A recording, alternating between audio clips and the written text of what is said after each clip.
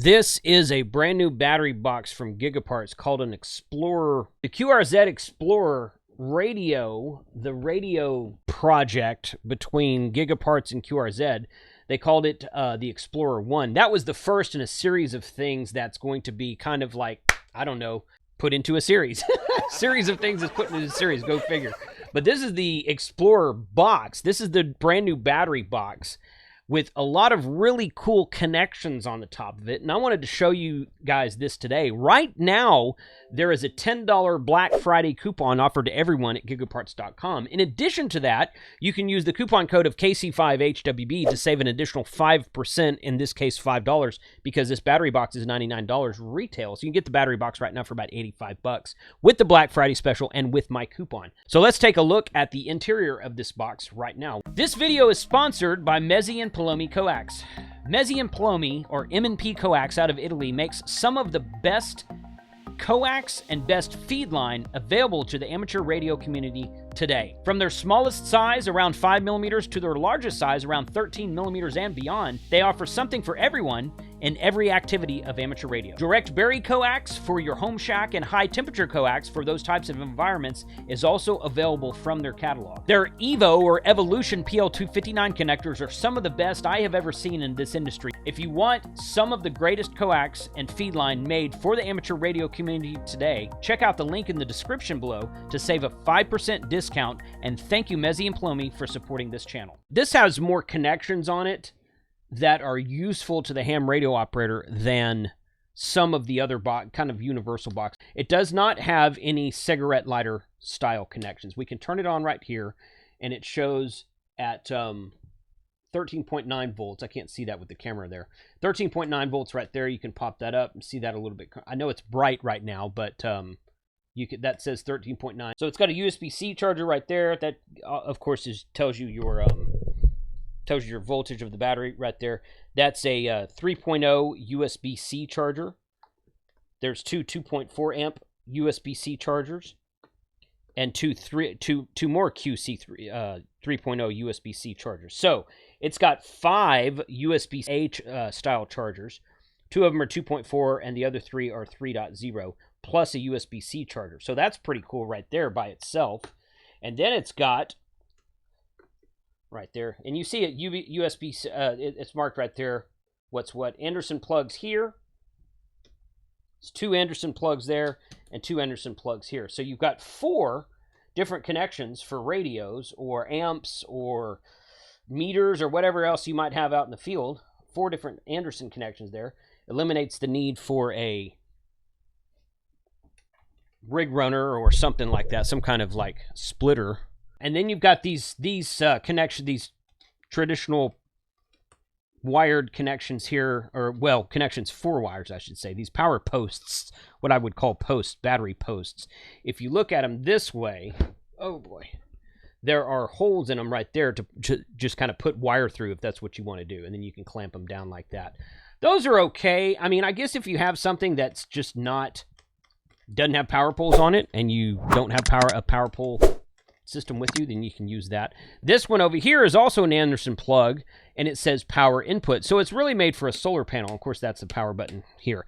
Now, what I kind of don't care for, this is the part that I don't care for, okay? So this is a really cool battery box. PowerWorks makes a battery box that's similar to this one. It has the cigarette lighter adapter. It doesn't have as many power poles, and it sells for about $20 more than this one. So this is a much more versatile, adapted to ham radio operators than the power box is, and it's less expensive. But here's what I don't like about it. Okay, so I'm going to open it up and show you. This is my 24 amp hour PO4 power battery from Gigaparts. Of course, it doesn't have to be a Gigaparts battery. It just comes with these ring terminals. This is the ring terminals here that go in here. Now, here is. Let me see if I can move this around.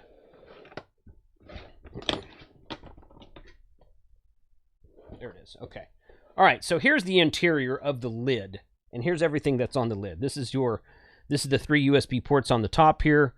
These are the 2 double power poles on the top. Going over there. Those are the 2 posts, of course. This right here is your solar input charge controller, and it just goes straight to these posts.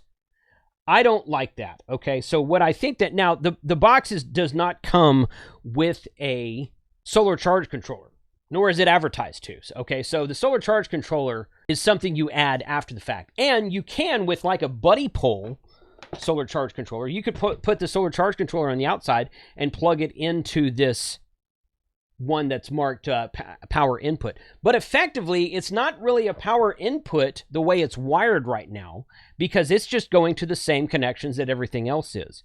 So what I'm going to do now, when I called Gigaparts and I told them about that, and I'm like, hey man, what do you think about this? I mean, what's your plan for people to do this? Because I see what you're trying to do, and you don't want to include a solar charge controller, because that would jack the price way up. Okay, so I and the PowerWorks box that sells for $20 more than this does not have a charge controller with it. I don't even know if it has solar input at all on it, really. So this is a step in the right direction. But what I think we should do is I think we should take these posts out here, and I asked Gigaparts about this, and they're like, hey, this is built so that you can hack into it, can reconfigure it, modify it easily. These are just some posts and just some threaded shafts here with nuts on the bottom of them. So I can take those two out, and it happens to be that these two right here are kind of on the top.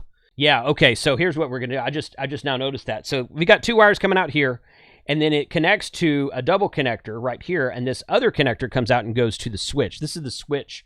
Let me make sure that's in the camera. This is the switch that turns the whole thing off and on, the powered switch right there. So you've got double wires going to from this one single connector over here, going to the switch and to what they deem as the solar charge controller. So what I think I will do is I will either undo these two connections here, these two connections right here, just pull those power poles out and put them into a solar charge controller inside, or I'll just splice into the middle of these wires and put a solar charge controller in line with that. Now the cool thing is that the Buddy Pole solar charge controller has power poles on it. The Power Mini, the Power Mini, and the Power Mini 2. Guess what?